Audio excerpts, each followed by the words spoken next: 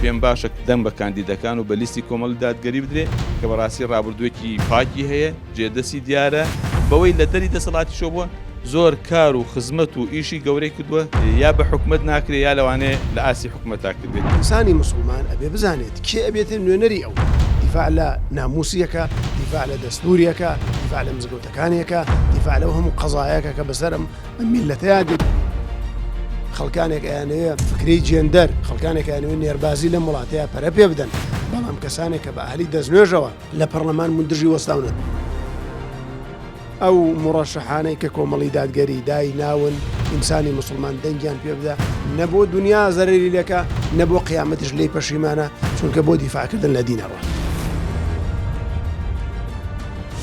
کاندیدەکانی کۆمەڵی دادگەریش خەرچی چاک و باش و دەست بە دەستنوێژ و ئەمینن کە بیانی بستنە پەرلەمان دیفاع لە پاراستنی خێزان دەکەن، دیفاع لە شریعەتی ئیسلام دەکەن، دیفاع لە مافی میلەت دەکەن و لێ ناگەڕێن ڕێگرن هیچ یاسایەک دەربچی پێچەوانەی شریعەتی ئیسلام بی. ئینسانانێک ئێمە هەممان بژاد بوون لە خوشکان و لە برایان هەمووی ئینسانی شاکن و بۆ ئەوەشێ ببنە ڕێی جمهوریش نەک پەرلەمانیش لە قیامەت تا سەر بەرزە بنەوانێک کە دەنگ بەمانایدەن لەبەرچی لەبەرەوە دەنگیان بە حەقدا و نەحەقیان خۆتە ئەولاوە.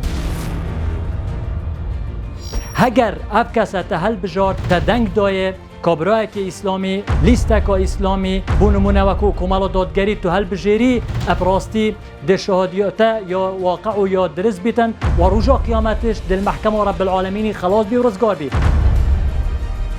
لیستا کۆمەڵە دادگەری هەڵبژێرن ئەبە چەندین ساڵە ئەتساحێدا الحەمدوللا خزمەتە دینی وی ملەتەیت کرد و خزمەتە ژیانە وی ملەتەیت کرد و خزمەتە بێبابێت وی ملەتەیت کرد و خزمەتە فەقیر و ژارێت وی ملەتەیت کردن.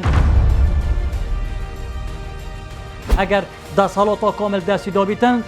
سەدێ سەد واقعی دێ گۆڕیتن گەلک بەرەف باشتر و چێتر و دادپەروەرتر و خوشتر.